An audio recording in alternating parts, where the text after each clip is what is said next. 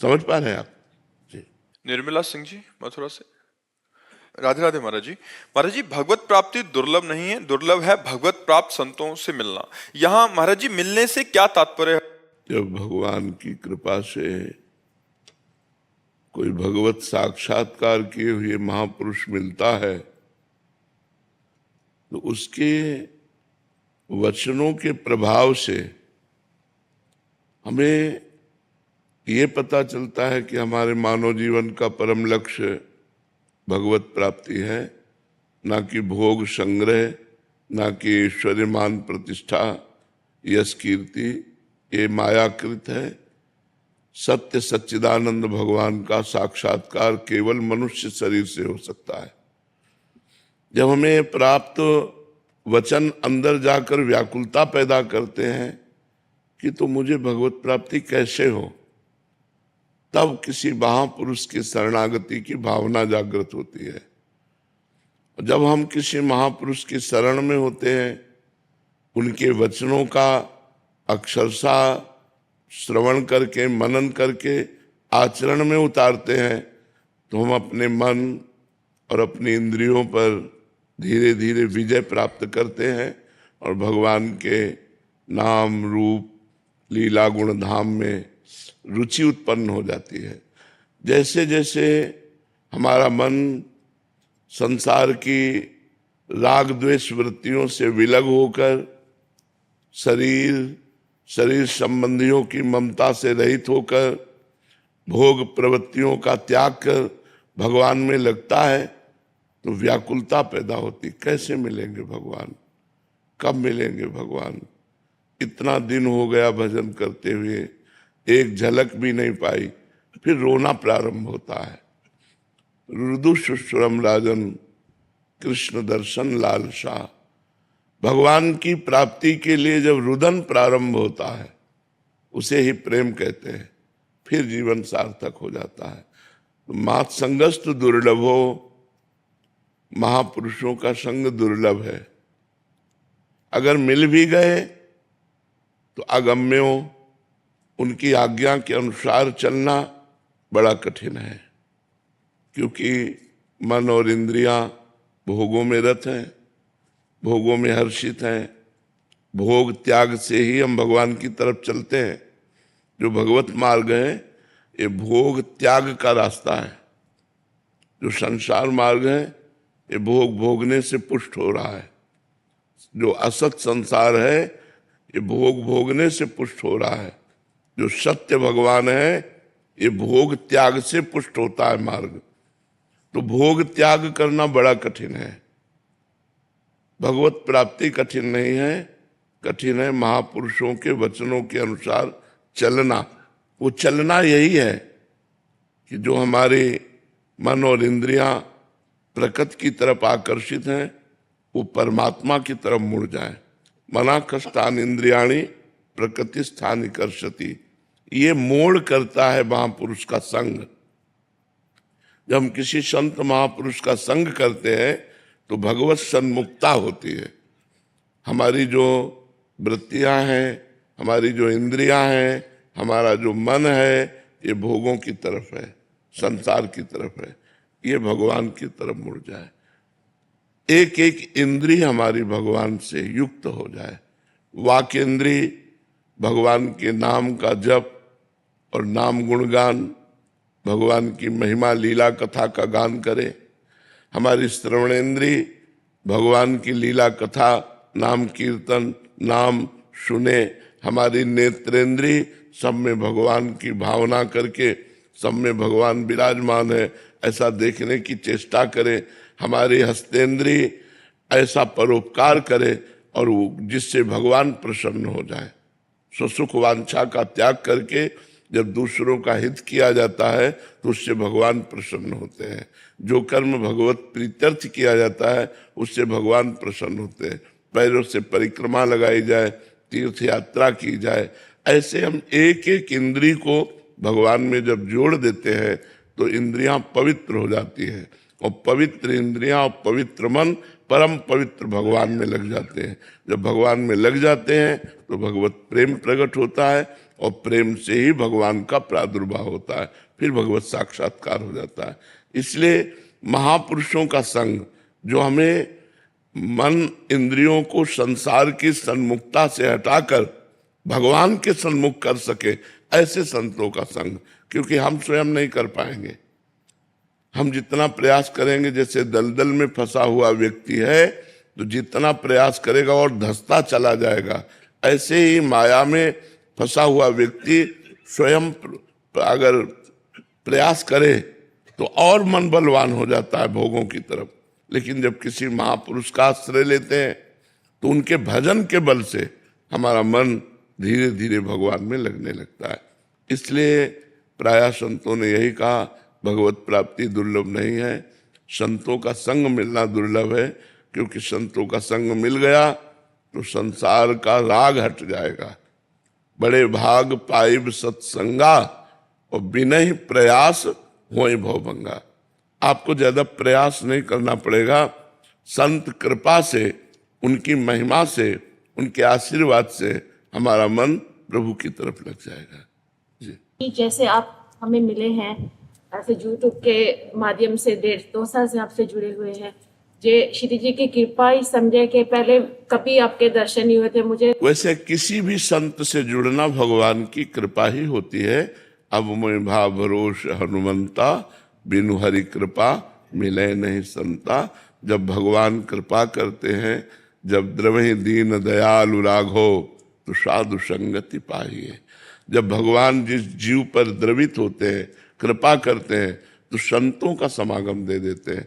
कोई भी संत हो जो भगवान की चरण शरण लेके चलता है, उसके प्रताप से, क्योंकि संत निमित्त मात्र होते हैं, करने वाले तो भगवान होते हैं। अब जैसे हमारे द्वारा किसी का मंगल हुआ तो निमित्त बना ये शरीर, लेकिन करने वाले मंगल मंगल भवन प्रभु हैं। करें करावें आप सब जने बढ़ाई दें।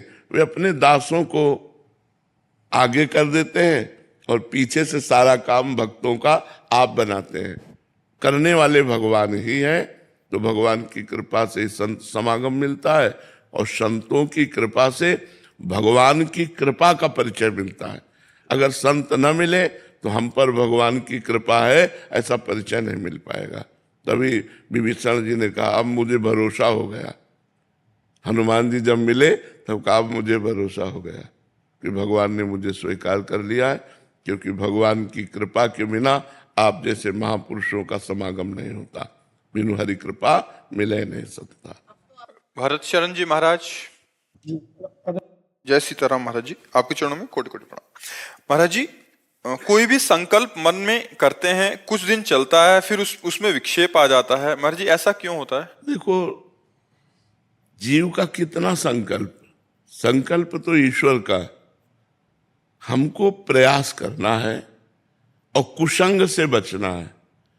जब हमारा प्रयास निष्फल होता है, उसका कारण होता है गंदी आदत, धर्म विरुद्ध आचरण, धर्म विरुद्ध देखना, सुनना, बोलना, खाना, पीना, करना। इनको आप देख लो।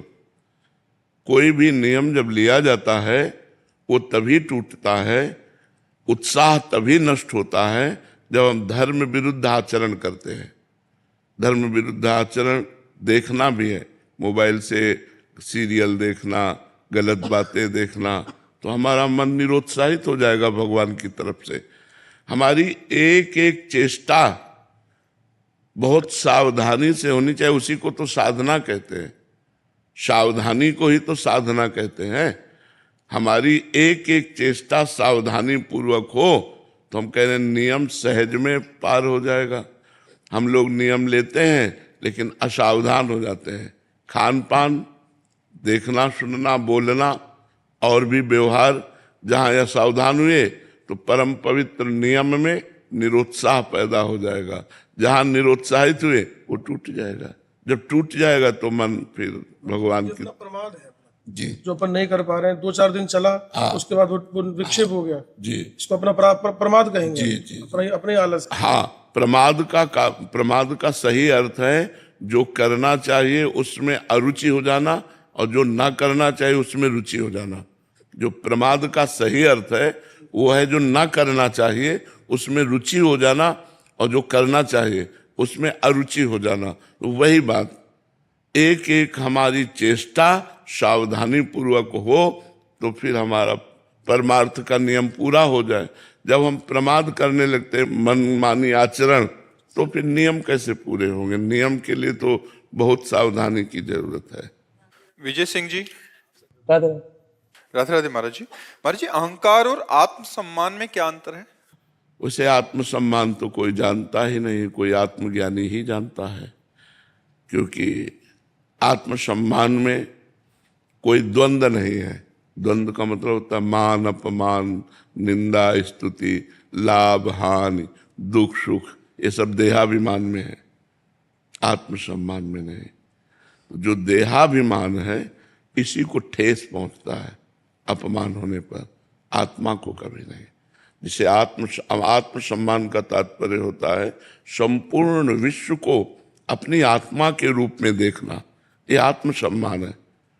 संपूर्ण विश्व को अपनी आत्मा के रूप में देखना। जैसे हमारे को एक थप्पड़ मार दे, हमको बिल्कुल बुरा ना लगे, ये आत्मसम्मान है। समझ पाएगा कोई आत्मसम्मान को? जैसे हमारी जबान दांतों से दब जाए, हम किसको बुरा कहेंगे? हमारी किसी चेष्टा से हमारे शरीर में चोट लग जाए, अब हम किसको बुरा कहेंगे? ऐसे आत्मसम्मान को जो जानता है वो ये आत्मसम्मान है। चराचर विश्व को अपनी आत्मा के रूप में देखना, और मान अपमान, दुख सुख, लाभ हानि, निंदा स्तुति, ये देहाभिमान में प्रभाव डालती है। हमारा सम्मान किया तो हर्षित हो गए, अपमान किया तो शोकित हो गए। जो स्वाभिमान है, आत्मसम्मान, स्व आत्मा को कहते हैं, और वो एक है, सब में है, उसका कोई अपमान कर ही नहीं सकता। देहाभिमान का मान होता है और अपमान होता है, इसमें बुरा भी लगता है, अच्छा भी लगता है। लेकिन जो आत्मसम्मान है इसमें प्रसन्नता रहती है, अच्छा या बुरा नहीं। प्रसन्नता भगवान का स्वरूप है। ब्रह्मभूता प्रसन्नात्मा न सोचते न कांक्षते। शायद हमारी बात समझ पा रहे हो कि नहीं, क्योंकि ये अध्यात्म की बात है ना। आत्मसम्मान, जैसे हम अपने शरीर को, पूरे शरीर को प्यार करते हैं, हमारे हाथ से ही हमें कहीं चोट लग जाए तो हमें बुरा नहीं लगेगा, पीड़ा होगी, पीड़ा होगी, बुरा नहीं लगेगा, गुस्सा नहीं आएगा किसी के ऊपर। समझ रहे ना? ऐसे ही आप हमें मारे, पीड़ा होगी पर बुरा नहीं लगेगा, और आपके प्रति हमारे हृदय में कोई द्वेष नहीं होगा। यह है आत्मसम्मान। जब तक दूसरे को दंड देने की भावना हो तब तक देहाभिमान है। जब तुम्हें कोई दंड दे रहा हो और उसके प्रति तुम्हारे लिए द्वेष ना हो, तब वो आत्मसम्मान है। आत्मसम्मान बहुत बड़ी चीज है। आपने आत्मा का सम्मान किया, आपने देह का नहीं, आत्मा। तो जो तुम्हारी आत्मा वही उसकी आत्मा है। समझ पा रहे हो आप हमारी बात? मनीषा जी। श्री हरिवंश महाराज जी। महाराज जी, दो जन भगवत मार्ग पर चल रहे हैं, जिसमें एक केवल गुरु आज्ञा में रहने का प्रयास करता हो और आश्रय में पड़ा हो, और दूसरा गुरु आज्ञा के अंदर ही खुद कष्ट सहते हुए दूसरों की सेवा, उनको सुख पहुंचाना और सुख खूब दान पुण्य करना। महाराज जी, इन दोनों में कह रहे हैं कि एक सी गति होगी। गुरु आश्रय लेकर के मैं दान कर रहा हूँ, मैं पुण्य कर रहा हूँ, मैं साधना कर रहा हूँ, मैं तीर्थ यातन कर रहा हूँ, ये बहुत नीचे की बात है, ये प्रारंभिक बात है। और गुरु आश्रय लेकर भजन कर रहा है और जोई जोई प्यारो करे सोई मोई भावे, ये बहुत ऊंची बात है। समझ पा रहे? परमार्थ है ये, भगवद आश्रय है। और ज्यो ज्यो राखत हो त्यों त्यों रहियत हो हरि, जैसे आप रखते हो मैं उसी में राजी हूँ। जोई जोई प्यारो करे सोई मोई भावे, और नाम जप कर रहा है और भगवान के आश्रित है, कोई अभिमान नहीं है, सब तीर्थ यातन आदि सब हो रहा है, लेकिन मैं कर रहा हूँ ऐसा भाव नहीं है, प्रभु मुझसे करा रहे हैं ऐसा भाव है, वो बहुत अच्छा साधक है। और वो जो गुरु आश्रय लेकर दान पुण्य और सब दूसरों के दुख मिटाने की चेष्टा कर रहा है, लेकिन मैं कर रहा हूं, ऐसी भावना यदि है तो वो अभी बहुत प्रथम श्रेणी का है, क्योंकि वो पुण्य प्राप्त करेगा ना कि भगवान, और उसे भगवान की प्राप्ति होगी, क्योंकि वो भगवत आश्रय लिए हुए चल रहा है। दोनों का विभाजन समझ गए। आदित्य जी मुंबई से। राधे राधे। राधे राधे महाराज जी। महाराज जी, तृण के जैसे विनम्र, वृक्ष के जैसे तृणादपि सुनिचेन का वो कह रहे हैं कि ऐसा कैसे हो, मतलब एक साधक में केवल नाम जप या फिर इन गुणों के बारे में मनन करने से ऐसा होगा? नहीं, जब नाम जप करोगे और संतों का संग करोगे और नमन भक्ति धारण करोगे, तब तृणादपि सुनिचेन होगा, नमन भक्ति। अब जैसे हमारे पास जो आता है, तो शरीर में सामर्थ्य नहीं, लेकिन हमारे मन में आता है हम सबका चरणामृत उतारे, सबकी आरती करें, सबकी पूजा करें। क्यों? मेरे भगवान इस रूप में आए हैं, मैं अपने भगवान की आराधना करूं, ऐसा भाव आता है। हमारी दृष्टि में हमारे स्वामी पधारे, हमारे प्रभु पधारे। तो नमन भक्ति तृणादपि सुनिचेन, तृण से अपने को नीच तभी आएगा जब नमन भक्ति हमारे अंदर आएगी। सब में भगवान को देखकर प्रणाम करना, सबके चरणों की तरफ झुकना, सबसे छोटा अपने को समझना, और इतना छोटा समझना कि तृण से भी अपने को नीच मानना। तृण चरणों के नीचे रहता है, अपने को उससे भी नीच मानना। क्या भगवान को जीत ले ऐसा भक्त, जो तृणादपि सुनिचेन भक्त है ना, वो भगवान को जीत ले, अजित को जीत ले। बस इतना शुरू कर ले नमन करना। सब में भगवान को सिय राम में सब जग जानी, करो प्रणाम जोरी जुग पानी। सब में, और सब में मेरे भगवान है, ये पक्की बात है। जड़ चैतन्य सब में भगवान है, और हम भगवान के दास हैं, तो हमारा काम जड़ चैतन्य सबको प्रणाम करना। नमन भक्ति के द्वारा सबको नमस्कार करने की प्रवृत्ति, इससे देहाभिमान नष्ट हो जाता है। नमन भक्ति के द्वारा भगवान नाम गुण कीर्तन महिमा का गान करने के प्रभाव से जब हृदय द्रवित होता है और आंसुओं की धार बहने लगती है, तब हृदय निर्मल होता है, तो फिर दैन्य हो जाता है। मलिन हृदय अहंकार युक्त होता है, निर्मल हृदय में दैन्यता होती है। तो अपने को चाहिए सबके चरणों में झुकना, किसी की निंदा ना करे, किसी की निंदा ना सुने। अगर निंदा करेगा और निंदा सुनेगा तो भाव नहीं बन पाएगा। फिर अगर पूरी सृष्टि में एक भी व्यक्ति से द्वेष है तो भगवत प्राप्ति नहीं होगी। अजात शत्रु होना चाहिए भक्त को। पूरी सृष्टि में एक भी व्यक्ति ऐसा ना हो जिसके प्रति, भक्त के हृदय में उसके प्रति द्वेष हो। उससे लाखों द्वेष करे, कोई फर्क नहीं पड़ता, लेकिन भक्त किसी से द्वेष ना करे। अगर वो अद्वेष्टा सर्वभूतानाम मैत्रः करुणयोच, अद्वेष्टा, किसी भी जीव के प्रति दोष दर्शन या द्वेष, वो हमारी भक्ति में कलंक है, वो भगवत प्राप्ति में बाधा है। तो तृणादपि सुनिचेन हम तभी होंगे जब सब में अपने भगवान को देखेंगे। सबसे बड़े भगवान है और मैं उनका दास हूं, और वो जड़ चैतन्य सब में विराजमान है, तो मैं सबसे नीच हुआ कि नहीं? सबको नमन, सबके चरणों में। वो प्रणाम कर रहा है, उसकी भावना है, हम अपनी भावना में तुरंत उसको प्रणाम करें भाव के द्वारा। मेरे प्रभु इस रूप में आए हुए हैं, चाहे कुत्ता हो, चाहे मनुष्य हो, चाहे सुअर हो, चाहे मच्छर हो, जिधर दृष्टि गई उधर मेरे प्रभु, जित देखूं तित श्याममयी है। तब तृणादपि सुनिचेन बहुत बड़ी स्थिति का नाम है। ये कोई साधारण बात नहीं, महाप्रभु चैतन्य देव के द्वारा जो कही गई है, तृणादपि सुनिचेन, बहुत बड़ी बात है। अपने को सबसे नीच मानना, सबसे छोटा मानना, सब में भगवान को देखना, भगवत कथा गुणानुवाद सुनते रहना, हृदय द्रवित होना, तब ये बात बनती। तरोरियु सह सुनना, वृक्ष के समान सहनशील, अमानिना, मान रहित होकर मान देना, दूसरों को मान देना, सभी मान प्रद, आप अमानी, अमानी रहकर दूसरों को मान देना, अमानिना, मान देना, कीर्तनिया सदा हरि। ऐसा बन करके जो कीर्तन करता है उसे भगवान श्री कृष्ण की प्राप्ति हो जाती है। तृणादपि सुनिचेन, जो अवैष्णव हैं उनके भी चरणों में मुझे प्रणाम करना है, क्योंकि उनसे भी मैं छोटा हूं। जब तरण से छोटा तो उनसे भी छोटा हूं।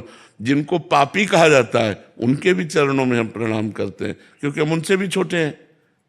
सबसे छोटा तरण, तरण से छोटे हम, तो हम सबसे छोटे हुए ना। कहाँ ऐसा भाव है? अपने को संत मानना, अपने को वैष्णव मानना, अपने को भजनानंदी मानना, ये हो सकता है, लेकिन अपने को सबसे नीच मानना और सबको अपने से बड़ा मानना, ये बहुत बड़ी बात है। नितेश शर्मा जी ग्वालियर से। राधे राधे महाराज। राधे राधे महाराज जी। महाराज जी, राधा रानी की कृपा से मुझे भी भगवान का नाम लेना और भक्ति करना बहुत अच्छा लगता है। महाराज जी, मेरा सवाल है कि मैं अपने व्यवसाय को लेकर बहुत ही परिश्रम करना चाहता हूं। मैं दिन रात मेहनत करके अधिक धन कमाना, अच्छा नाम बनाना चाहता हूं, लेकिन जब भी मैं ऐसा सोचता हूं तो मन में डर उत्पन्न देखो, होता है कि... हम ये मना किसी को नहीं करते कि आप धन ना कमाओ, क्योंकि मेहनत करके धन कमाने से परिवार का पोषण होगा और धर्म भी बनेगा।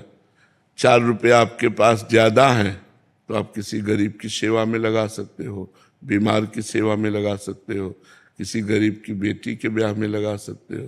तो ये धन कमाना चाहे, लेकिन मेरा नाम हो, मैं धनी सबसे ज्यादा बनूं, ये वासना बहुत गलत है। ये फिर गिरा देगी। आज तक किसका नाम बना हुआ है बताओ बच्चा? एक से एक चक्रवर्ती, सम्राट, एक से एक धनी मानी, सब मिट्टी में मिल गए। किसका नाम, कौन, कहाँ?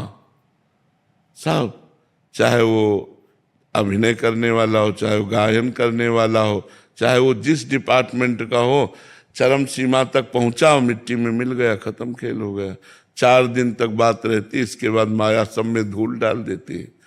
तो हमें लगता है हमें मेहनत करके कमाना चाहिए, जो मिल जाए परिणाम में उससे हमें धर्म करना चाहिए, परिवार का पोषण करना चाहिए, लेकिन ये वासना नहीं रखनी चाहिए।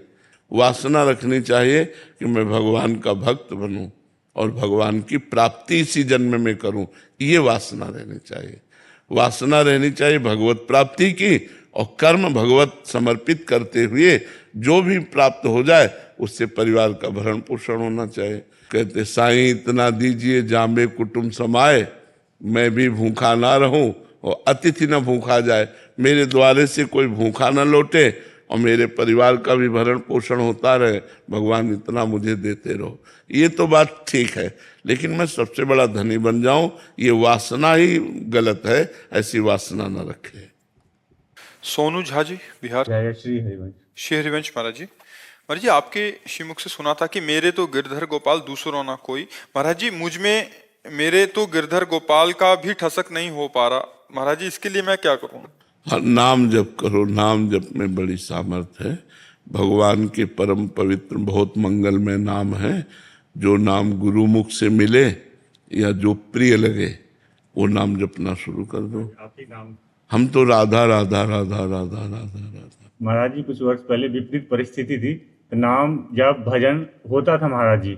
अब कुछ परिस्थिति हुआ, मैं नाम जब भजन बहुत कम हो गया महाराज जी। वैसे और बढ़ाओ, अनुकूल परिस्थिति में इतना नाम बढ़ाओ कि आगे आने वाली विपत्ति तुम्हें परास्त न कर पावे। देखो, दिन है तो रात आएगी और रात है तो दिन आएगा। ऐसे आज सुख है तो कल दुख आएगा। मान लो तुम्हारे जीवन में आएगा, पक्का आएगा। और आज दुख है तो कल सुख आएगा, धैर्य रखो। तो सुख में हमको और भगवान का भजन करना चाहिए कि हम दुख में भगवान को भूले ना, दुख हमको रौंद ना पावे। भगवान के भजन के प्रभाव से हम दुख को रौंद कर निकल जाए, ऐसी महिमा भगवान के भजन की है। तो भजन करो, जबरदस्ती करो, जबान से करो, राधा राधा राधा राधा राधा। मन लगे ना लगे, राधा राधा बोल रहे हो, मंगल हो जाएगा। अब हम अमीर हो गए महाराज जी, अब आपने बता दिया तो मैं खूब परम धन राधा नाम आधार, खूब राधा राधा। और विश्वास कर लियो, बहुत कृपा है, बहुत कृपा। तो हम ये कहते हैं भरोसा यदि रखो और मेहनत करो। देखो, मेहनत करनी पड़ेगी, हमको भी करनी पड़ती है। सुबह से उठकर बीमार है, लेकिन ये मेहनत ही तो कर रहे हैं। तो आप लोग भी मेहनत करो, भरोसा भगवान का रखो और जो मिले उससे काम चलाओ। देखो, धीरे धीरे सब व्यवस्था भगवान कर देंगे। निधि जी। श्री हरिवंश महाराज जी। श्री हरिवंश महाराज जी। महाराज जी, गुरु और सतगुरु में कुछ अंतर है महाराज जी? व्याख्या करने में कुछ भी कहे, वही गुरु है, वही सदगुरु है। जो वर्णन किया गया, गुरुर ब्रह्मा गुरुर विष्णु गुरुर्देव महेश्वरा, गुरु साक्षात परब्रह्म तस्मै श्री गुरुवे नमः।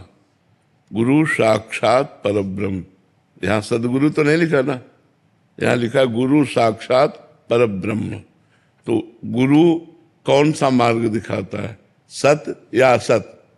सत मार्ग दिखाता है, तो उसी को सदगुरु कहा गया, जो सत मार्ग हमें दिखाए, जो सत मार्ग के द्वारा भगवत प्राप्ति कराए, उसी को सदगुरु कहा गया है, उसी को गुरु कहा गया है। अज्ञानतिमिरान्धस्य ज्ञानांजन शलाकया चक्षुरुन्मीलितं येन तस्मै श्री गुरुवे नमः। जो अज्ञान का नाश करके ज्ञान रूपी नेत्र प्रकाशित करते हैं, ऐसे सदगुरुदेव भगवान को हम नमस्कार करते हैं। वही सदगुरुदेव है, वही गुरुदेव है, कोई अंतर नहीं।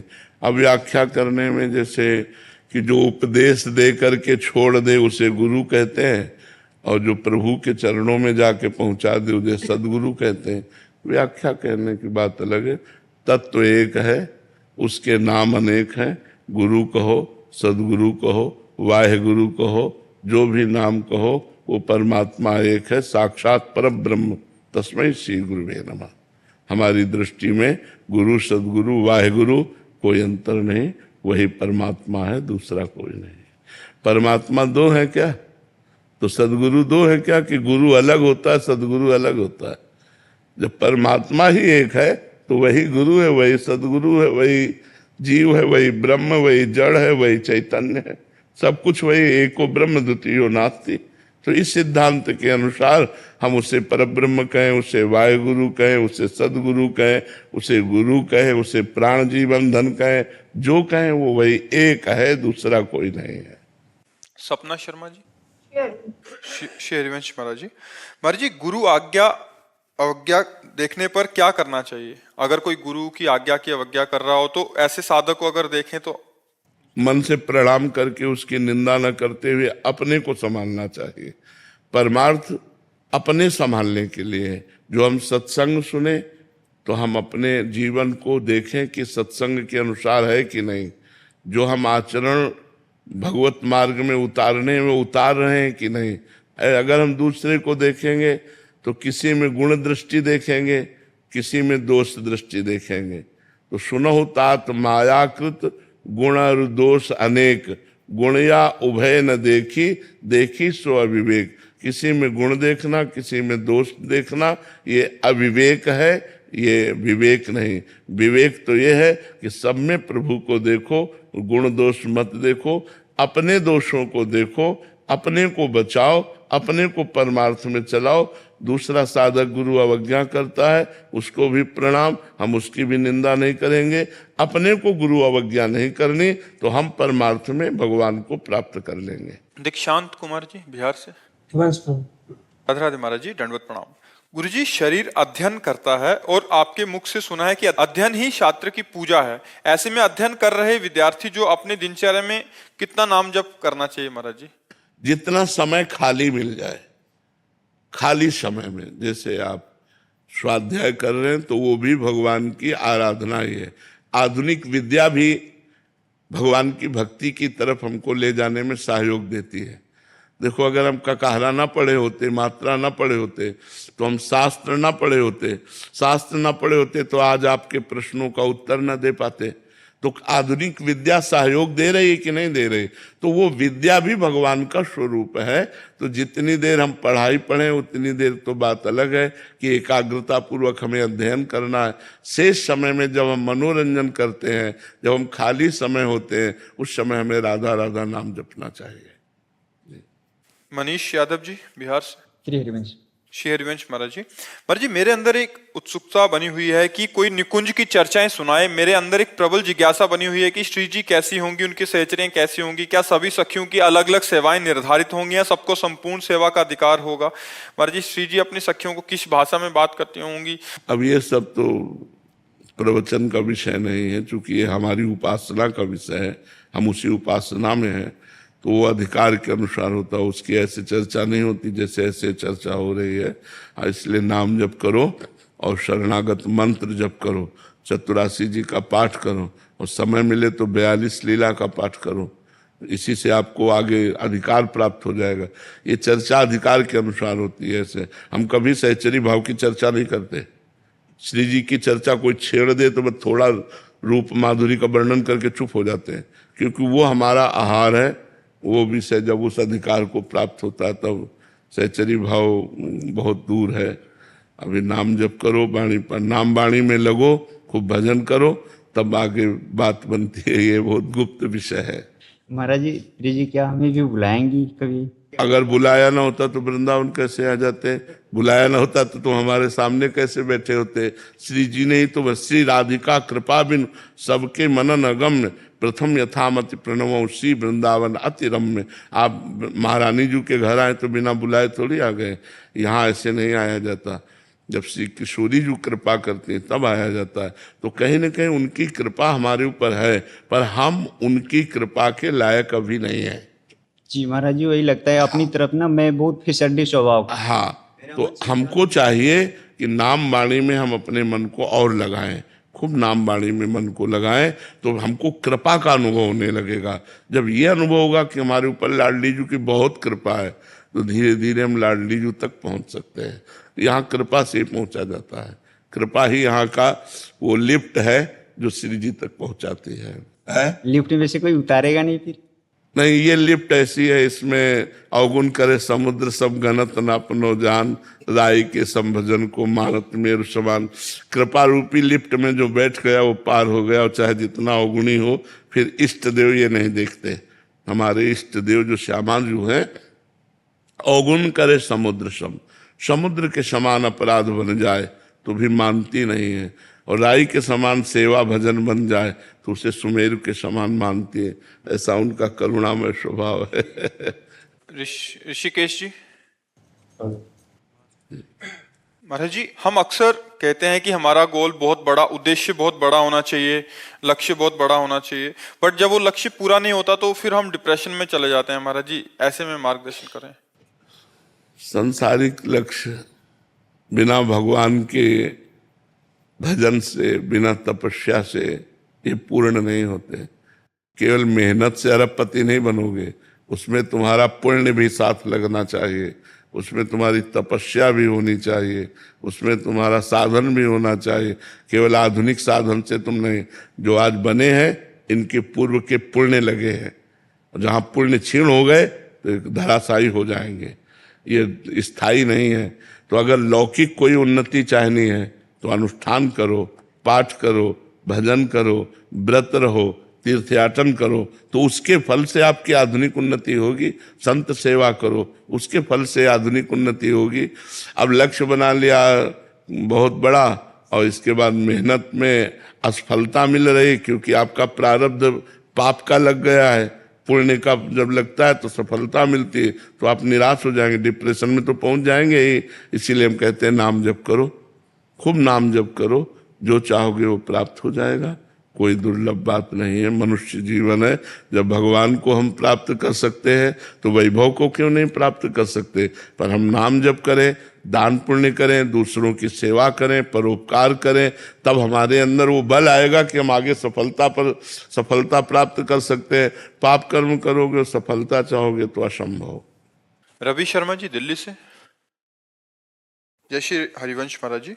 महाराज जी, भगवत गीता में श्री कृष्ण जी ने कहा है, आप ऐसे लिख रहे हैं कि मैं जिस पे भी कृपा करता हूँ या जिससे भी प्रेम करता हूँ उससे उसका सब कुछ छीन लेता हूँ। मैं अर्थ, परिवार, सभी रिश्ते, नाम और प्रसिद्धि छीन लेता हूँ, फिर वो बिना शर्त मेरे पास आता है और मुझ में समा जाता है।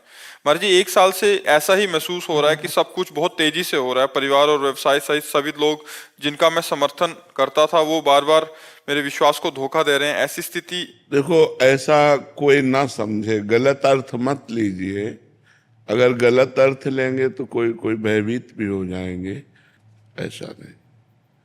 मंगल भवन अमंगल हारी, भगवान की ताकत नहीं है कि वो अमंगल कर सके, क्योंकि वो मंगल भवन है। अरे वो मारेंगे तो देव दुर्लभ पद प्राप्त होता है। भगवान की ताकत नहीं किसी का मंगल कर सके।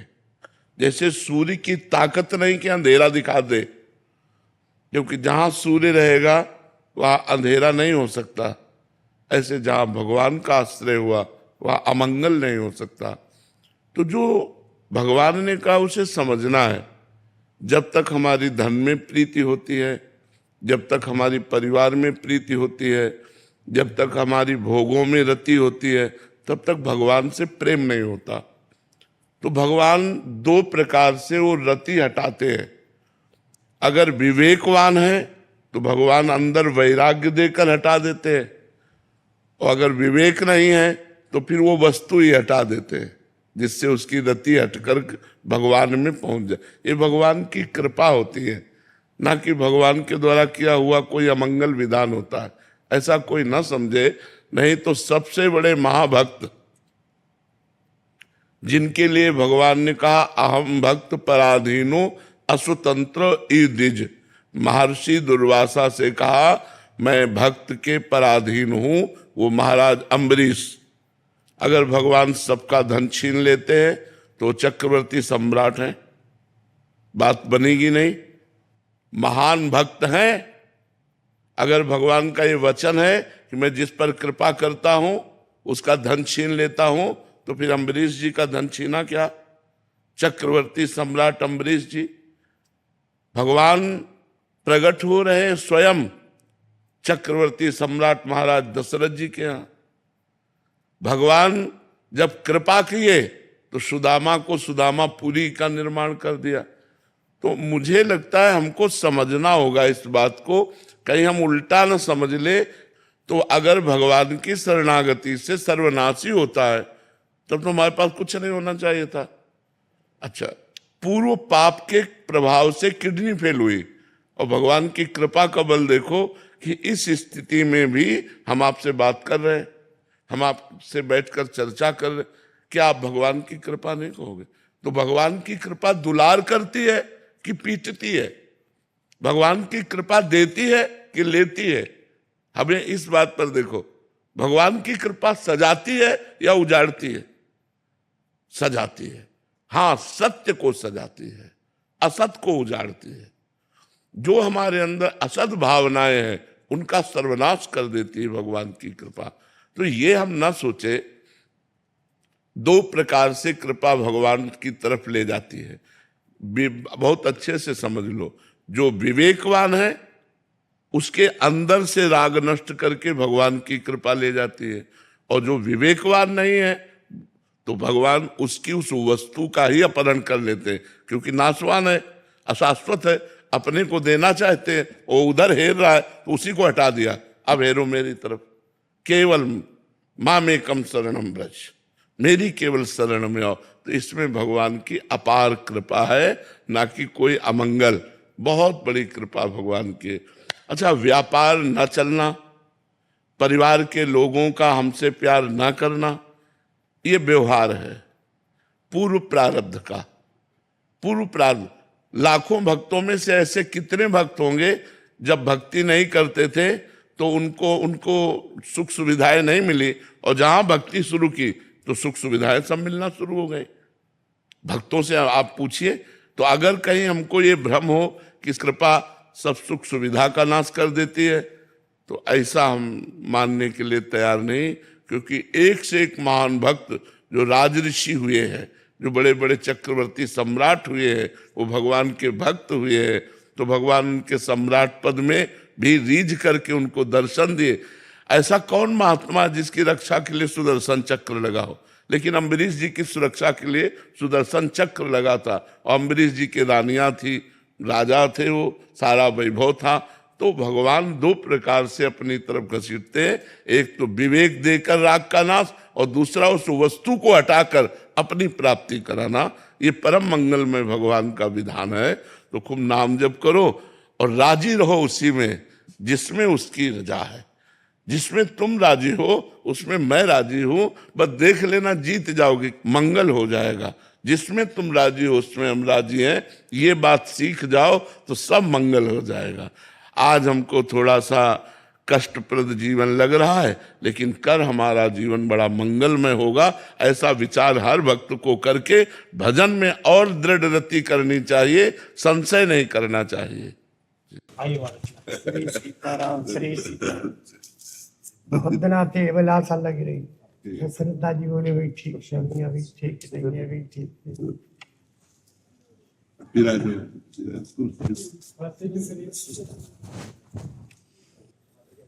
बहुत चिंतित रहे हम लोग। आपका चिंतन ही हमें जीवित रखे, ले तो दोनों कितनी फेल है। ठाकुर जी की कृपा। बस इसीलिए सुरक्षित है। आज फिर जबरन लिया जी हम तो यूँ कह रहे नहीं दीपावली बाद भी ना, नहीं ऐसा नहीं होगा जी जी। तो जाना ही जाना है। अब ठीक हो आप? बस महाराज जी, आप संतों की चरण कृपा है, यही ठीक है। संतों की चरण कृपा है। शरीर तो अस्वस्थ है, पर आपकी कृपा से हम स्वस्थ है। अरे आप जैसे संत रहे तो भक्ति का प्रचार प्रसार होता रहेगा।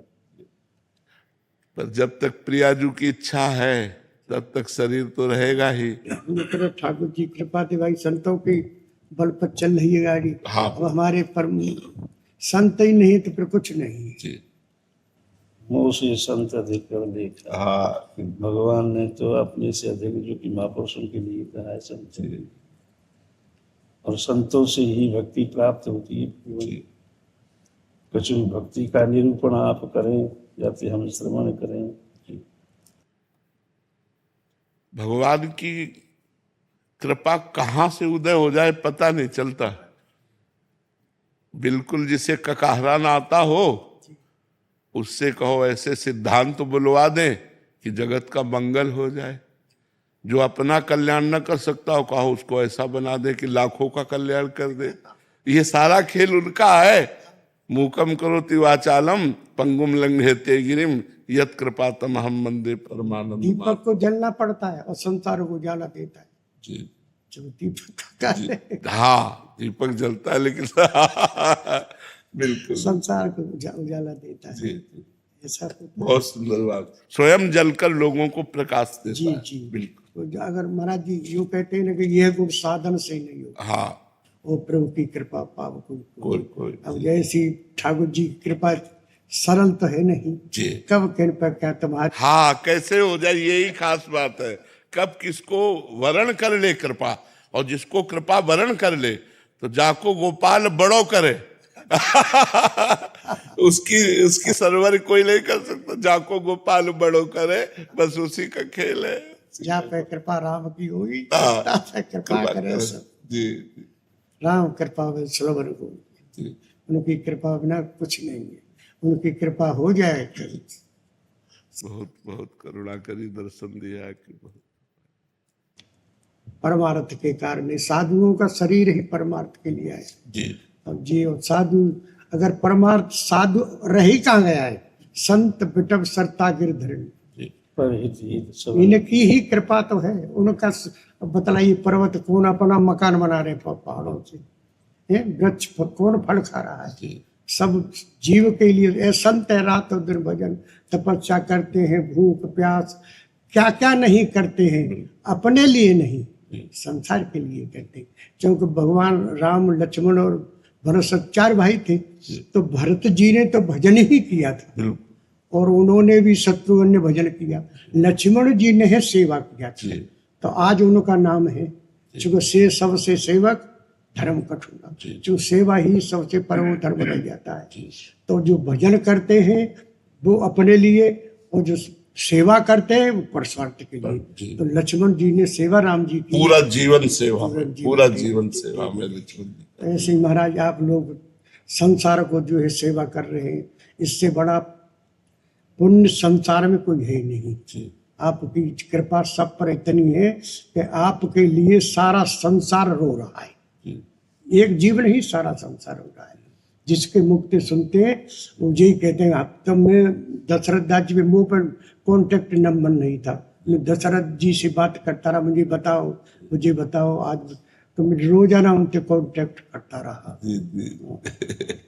ये दशा है। हमने ये प्रियालाल की ठाकुर जी की कृपा है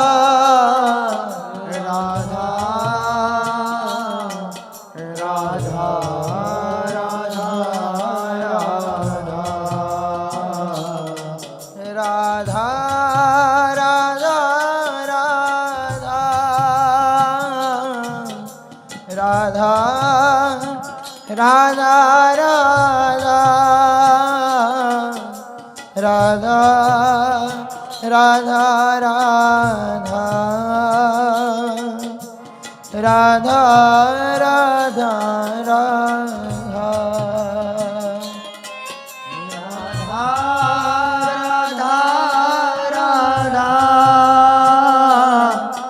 राधा राधा राधा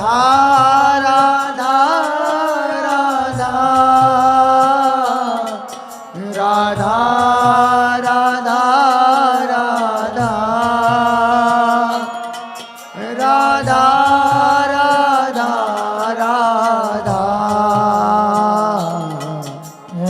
राधा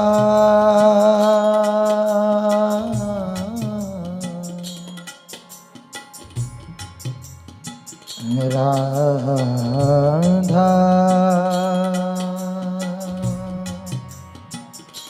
राधा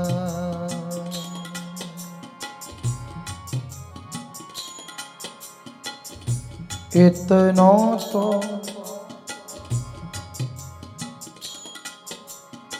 कबहू हसीने हो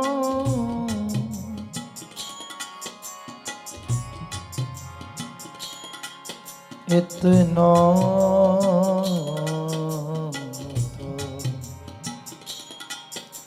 कबहू हसीने हो सुनहु कृपालु किशोरी राधे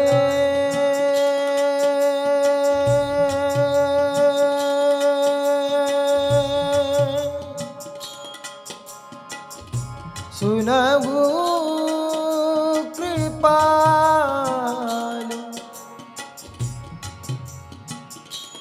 किशोरी राधे राधे राधे राधे राधे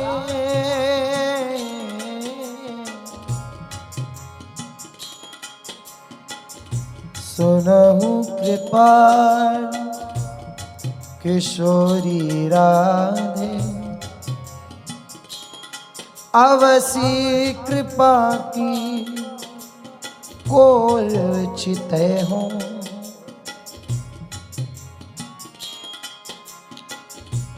इतना तो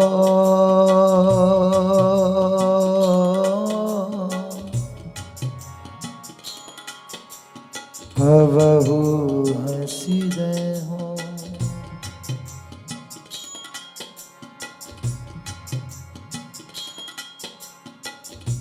तुम मोही मिलो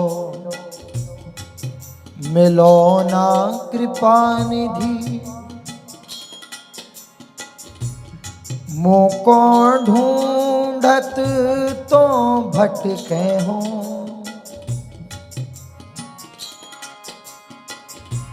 तुम मेरी सुनो सुनो ना किशोरी हाँ मोको तो नित दीन रटे हो हाँ तुम मेरी बात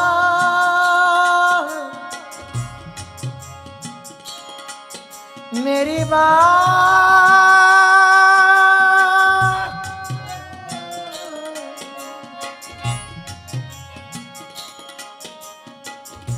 तुम मेरी बात गहो ना गहो हंसी भुज पसार मुसो विनय करे हो